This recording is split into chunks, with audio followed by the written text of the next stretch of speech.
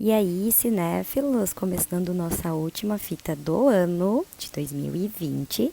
E como prometido, hoje vocês vão conhecer os 10 melhores filmes de 2020, na minha opinião. Como eu já havia dito na fita anterior, foi um ano peculiar e totalmente fora da curva. E a gente teve muitas produções, não só na parte de séries, minisséries, como também filmes. E não somente os filmes originais dos catálogos da Netflix, da Amazon Prime, HBO, entre outros, nós tivemos alguns filmes que iriam sair na tela do cinema, mas devido à pandemia, eles vieram direto para os catálogos. Então vamos lá a nossa lista. No nosso 10º lugar, eu coloquei um filme que... Gente, quando eu assisti eu fiquei, o que é isso? Que filme foi esse? Eu particularmente adoro filmes que lidam com o psicológico, né? Como eu sempre gosto de falar aqui. Foi uma obra que mexeu bastante comigo. Se chama Entre Realidades. Esse filme, ele foi lançado logo no começo do ano. É o tipo de filme que eles causam uma discussão a todo mundo que assiste. Ora por serem estranhos, por não serem sem pé nem cabeça, ora por não te darem um final mastigadinho, né, jogado na tua cara. São obras que elas podem te levar a entender, né, e a escolher que lado que você quer levar esse filme, né? Uma área mais, de repente, de doenças mentais, ou um lado um pouco mais sobrenatural, falando de abdução alienígena. Nenhum dos lados estão errados. Tanto que o final do filme também é muito aberto e dá margem para várias interpretações. Eu não vou abrir aqui spoilers, porque as listas, a ideia é listar e dar dicas, né? Para quem não, de repente, não assistiu, passou batido por alguma obra. Então eu não vou me aprofundar muito. Mas é um filme que eu assisti levando mais pro lado mental. Mas depois, né, olhando a resenha dos amigos, né, e de alguns canais que eu sigo também, eu vi que tem outras possibilidades. E isso pra mim é fantástico, é genial. O filme, ele narra a história de uma jovem com problemas para socializar e transtornos derivados de traumas anteriores. As coisas parecem piorar quando esquisitos sonhos da protagonista começam a invadir a vida real. Confusa, ela começa a questionar a própria vida e nos leva a uma estranha viagem psicológica. O filme, ele é bastante interpretativo, como eu havia dito, e uma cena possui vários significados. O que podemos concluir de modo unânimo é, sem dúvida, a belíssima atuação da atriz Alison Brie. Ela aqui está fantástica. A atriz se entrega à personagem e sua atuação intensa. O roteiro, ele foi escrito pela própria Brie, em parceria com Baena, e decide mostrar a história pela ótica da protagonista desequilibrada. Como a protagonista foge da realidade em seu subconsciente, o filme também foge e ficamos com esses buracos intencionais no roteiro. Quanto mais o tempo passa, mais adentramos na loucura da personagem e mais subjetivo o filme se torna. Entre Realidades é aquele terror gostoso que mexe com o nosso inconsciente. Por essas e por outras que ele está no nosso 10º lugar. O meu 9º lugar vai para uma obra que demorou 30 anos para ser finalizada. É dirigido por um dos mais talentosos e celebrados cineastas da atualidade, que é David Fincher. O longa é a biografia do roteirista Herman Mankiewicz, interpretado com muita voracidade pelo vencedor do Oscar, Gary Oldman. O filme se propõe a descortinar os bastidores e as influências de um dos maiores clássicos da sétima arte, a obra-prima Cidadão Kane, de 1941. Segundo a crítica, Mank é brilhantemente escrito e atuado, podendo vir a se tornar um clássico por si só. Na minha opinião, dificilmente Mank existiria sem a Netflix. É um filme feito para cinéfilos como nós e pessoas que amam estudar cinemas e suas nuances. Os streamings estão evoluindo neste sentido. se abrindo para comprar obras de grandes e aclamados cineastas, que enriquecem sua grade de conteúdo e nos beneficia gradualmente. A Netflix pagou em torno de 150 milhões de dólares para ter os direitos dessa obra, que merece sua notoriedade.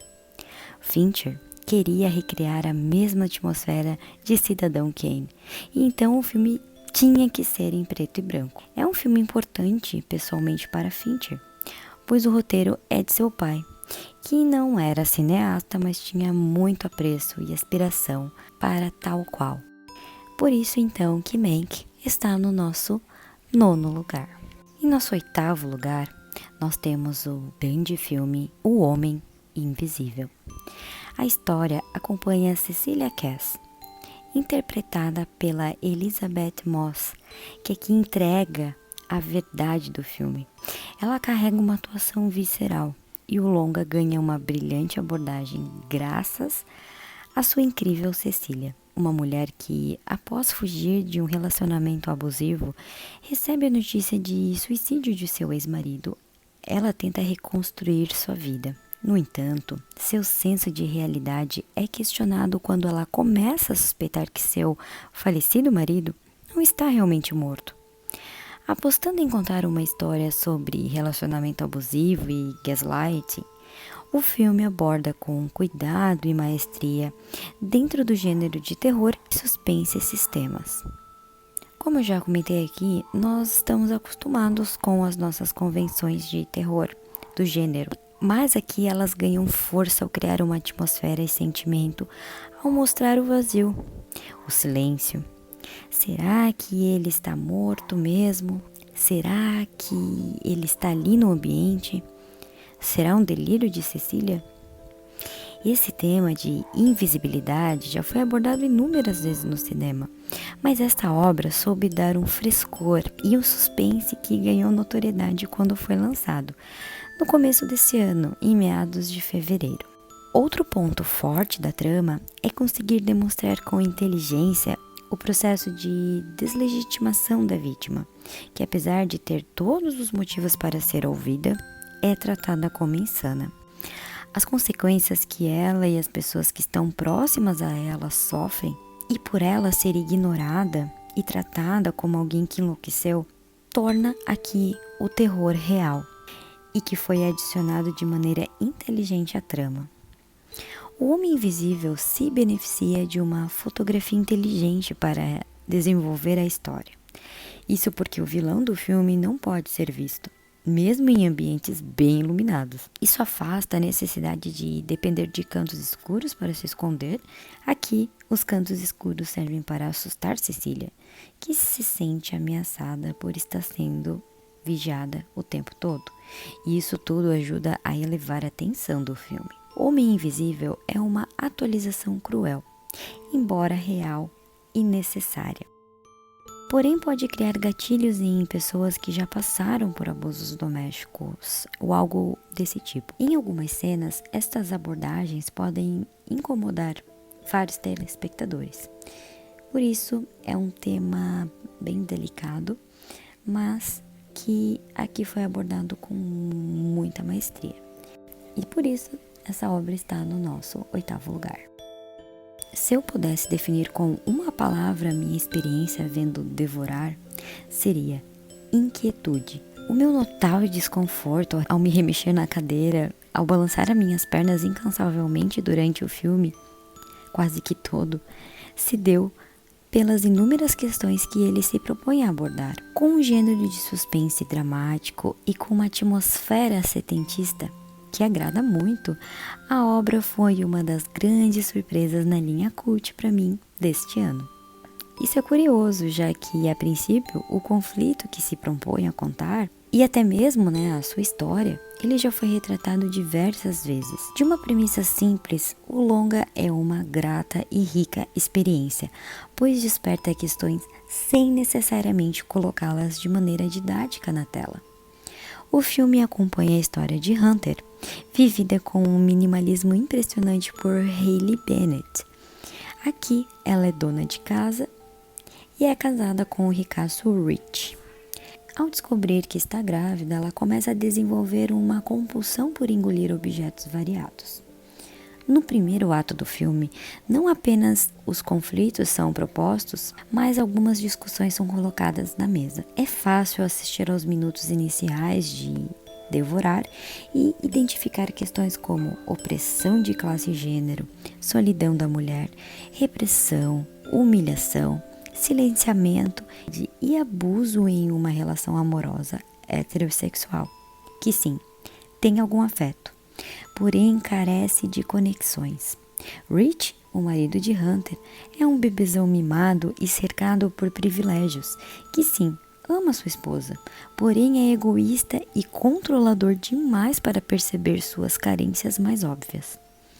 Hunter, que veio de lugar nenhum, não tem formação profissional e não tem experiência de vida, fadada a ser uma dona de casa e cuidar da belíssima casa de arquitetura moderna onde moram. Devorar conta com uma invejável estética. A fotografia e a arte trabalham juntas aqui para retratar toda a opressão que Hunter sofre através de linhas e limites. Em determinados momentos, os objetos são nossos protagonistas. Os planos são frios, enquadrados de maneira rigorosa, com pouca movimentação e com a câmera raramente saindo de seu eixo. A monotonia e a inadequação daquela vida estão presentes em cada composição de quadro. Devorar é um filme que parte de lugares conhecidos para refletir com absoluta profundidade sobre, entre tantas outras coisas, o lugar da mulher na sociedade patriarcal, causando extremo desconforto durante o trajeto.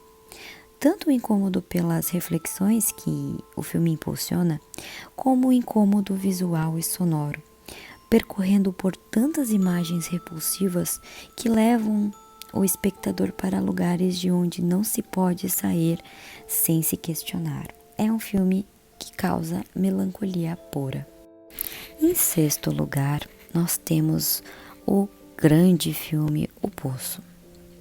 O Poço é daqueles filmes, assim como Entre Realidades, que permanecem na nossa cabeça por algum tempo e pretende causar reflexões na gente como ser humano. Existem 3 tipos de pessoas: as de cima, as de baixo e as que caem. Não há melhor frase em O Poço para iniciar a fábula sádica que é esse filme. Palmas para a Netflix por nos dar acesso a uma obra que retrata de maneira abstrata nosso mundo de uma maneira tão assustadora quanto real. Situado dentro de uma prisão vertical, conhecida como O Poço, o longa é protagonizado por Goring, interpretado por Ivan Massaguet, que está brilhante no papel. Ele é um homem que faz por conta própria a escolha de ir para aquele local, com o intuito de parar de fumar. Lá dentro, ele conhece o velho caricato Trimagazzi, seu companheiro de cela. Há meses na prisão, o ancião explica para o jovem como funciona o dia a dia ali. Não há contato com luz do sol e nem tempo para esticar as pernas. A única ação que ambos têm durante todo o tempo é esperar uma plataforma de comida que se move para baixo entre os andares todo santo dia. Preparado no nível 0, o luxuoso banquete fica em todos os níveis por apenas 2 minutos, antes de descer para o próximo nível. Nenhum preso pode segurar restos consigo, com perigo de receber punição. Conforme o tempo passa, Trimagazzi explica para o protagonista que nem sempre eles terão com o que se alimentar e que os presos dos andares de cima pouco se importam com quem está abaixo. O único alento e também o maior medo de quem vive no poço é que a cada 30 dias as duplas trocam de lugar aleatoriamente. Essa dinâmica força com que todos os presos passem pelas mais diferentes situações, o que em alguns casos pode significar atingir o limite que um ser humano pode chegar ao tentar manter a sanidade passando muita fome. O longa é uma adaptação de uma peça teatral. É uma metáfora sobre os terrores desse sistema, onde cada indivíduo se debulha durante o seu tempo no topo. enquanto as massas invisíveis no fundo se comem vivas. De fato, O Poço é um filme de terror com muito mais a dizer do que apenas assustar. Há uma eficiência brutal na narrativa que nos joga para cima e para baixo do prédio vertical, forçando-nos a testemunhar muitos horrores. Requer estômago forte, especialmente quando vemos o que acontece nos níveis mais baixos. Mas o fato de existir uma ideia maior faz com que a trama continue a evoluir à medida que o filme avança. Ele possui um final ambíguo que nos propõe a pensar e não dá algo mastigado para nós. O Poço é uma produção escapista para quem quer se sentir imerso dentro de uma ficção de qualidade, mesmo que suas loucuras sejam tão incrivelmente parecidas com a nossa realidade. Eu achei um filme fantástico. No nosso quinto lugar, nós temos o filme A Vastidão da Noite, que foi um dos grandes presentes da Amazon Prime nesse ano de 2020. A Vastidão da Noite é um filme de ficção científica de baixíssimo orçamento, que marca a estreia do diretor Andrew Patterson, que quase não conseguiu apoio para estrear seu filme. Os diretores e distribuição foram comprados pela Amazon quase nos 45 do segundo tempo, quando A Vastidão da Noite conseguiu sua indicação ao Spirit Awards de melhor primeiro roteiro no Festival de Sundance de 2019.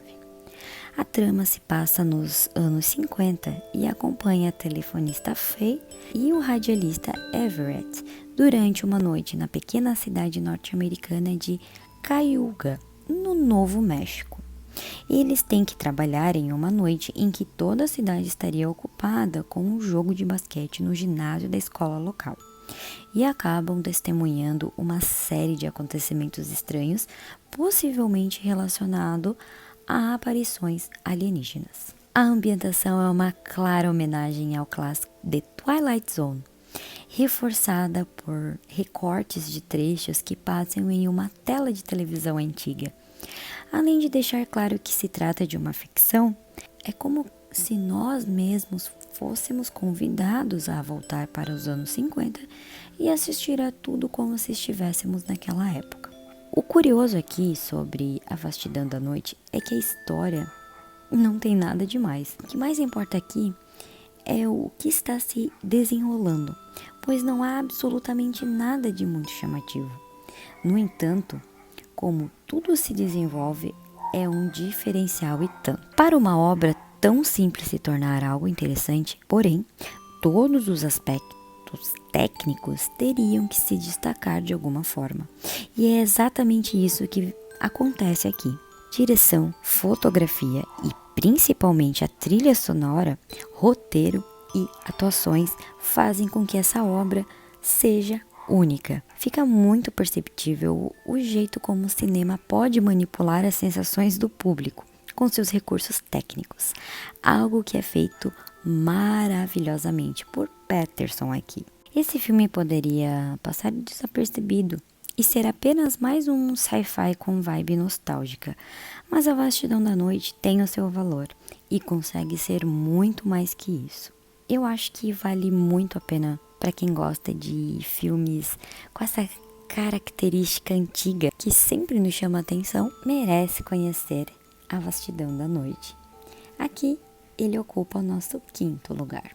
No nosso quarto lugar, nós temos o ótimo filme Rede de Ódio, da Netflix. É um filme que conta a jornada envolvente de um sociopata. Um filme polonês que foi um boom quando foi lançado. Ele foi o top 10 dos filmes mais assistidos da plataforma. O filme ele é dos mesmos realizadores de Corpus Christi, que é um drama polonês altamente premiado.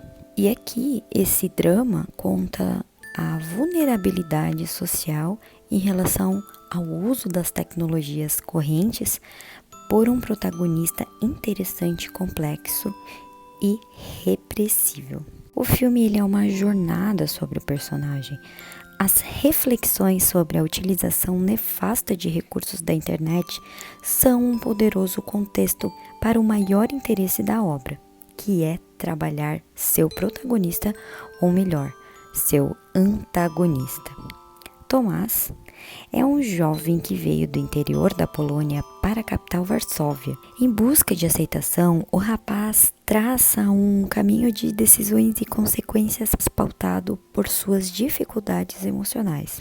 Aqui, o herói é frágil. As atitudes de Tomás são terríveis sob a perspectiva de uma pessoa centrada. Seus métodos é que são deploráveis. Logo, ele é tão vilão para si quanto para todos os outros personagens da tela. Sobre a temática do uso de redes sociais para manipulação de opiniões e outros propósitos ainda mais graves, o filme serve como uma fábula instrutiva. Assusta pensar que alguém com objetivos tão banais como Tomás possa ter acesso a recursos extremamente perigosos para a nossa sociedade. Esse assunto sozinho já justificaria a história, mas de certa forma a obra vai além, expondo a vulnerabilidade das suas conexões em geral.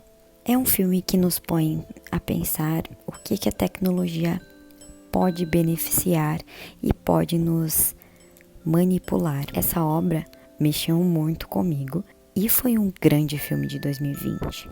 No nosso quarto lugar, portanto, Rede de Ódio.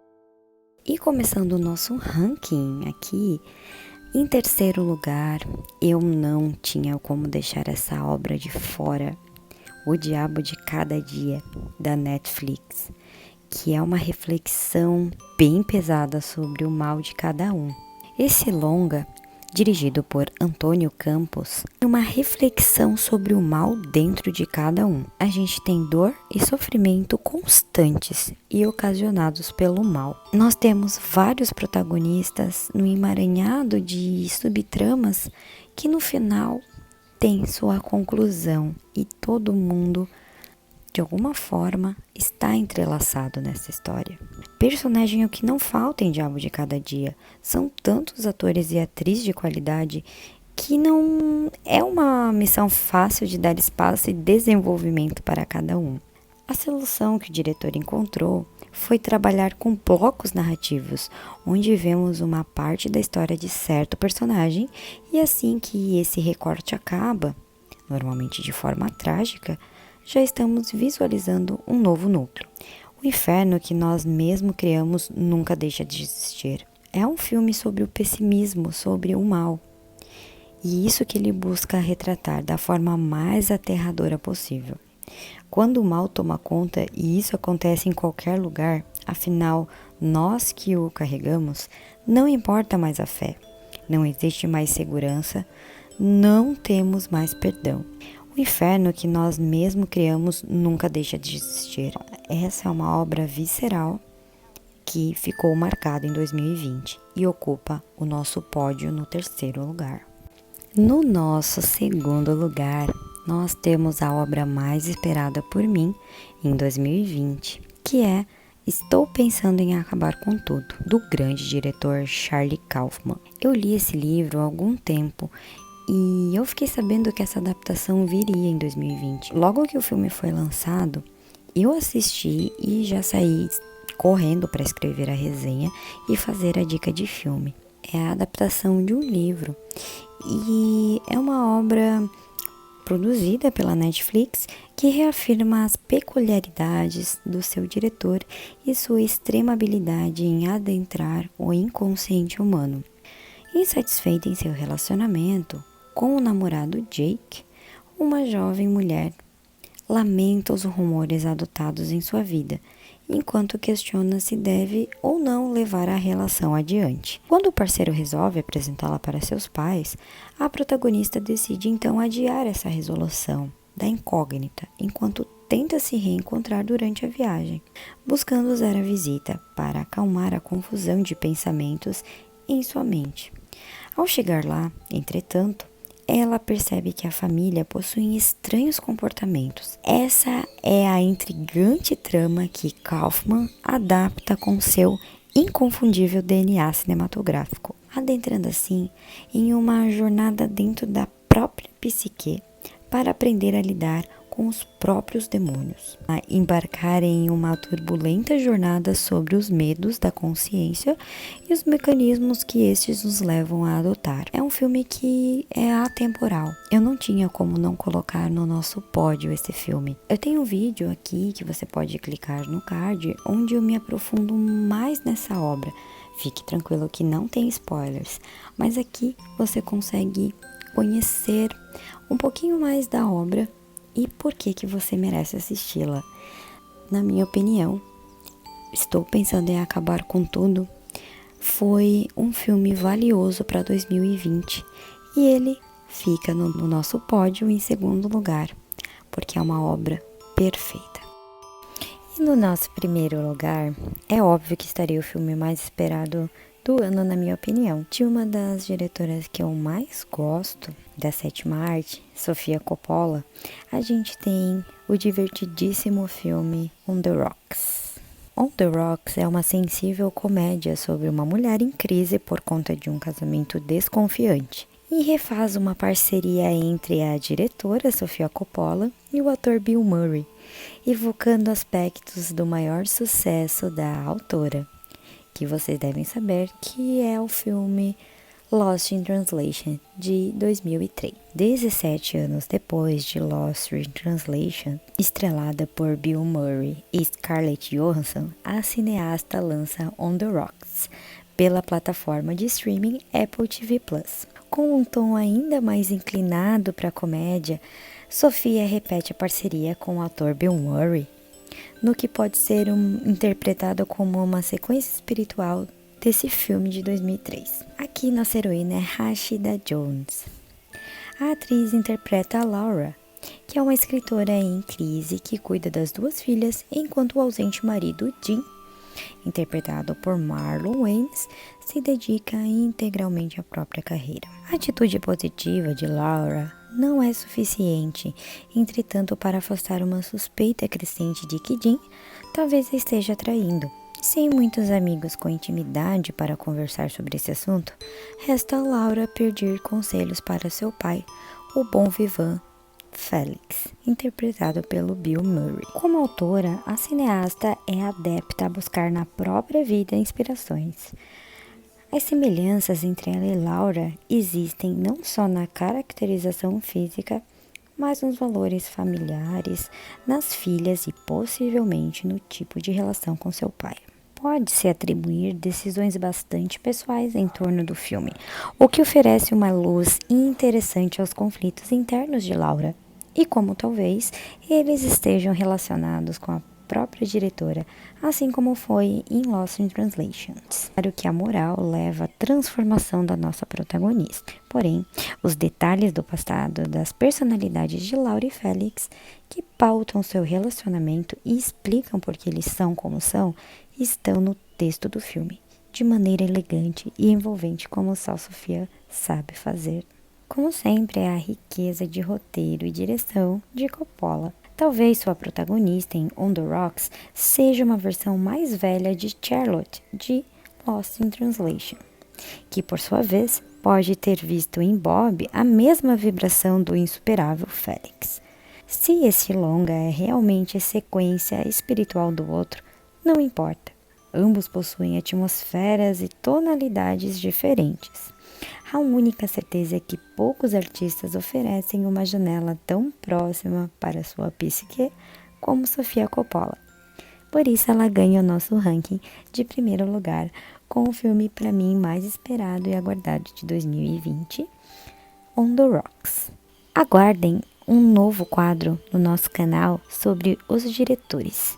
E, óbvio, para começar, vamos falar de Sofia Coppola. E aí adentraremos mais ainda no mundo da diretora. E aí, o que você achou da lista? Você assistiu algum desses filmes? Se assistiu e gostou ou não gostou, ou gostaria de deixar alguma sugestão, escreva aqui nos comentários. Beijos e nos vemos na próxima fita em 2021. Câmbio e desligo. Obrigada.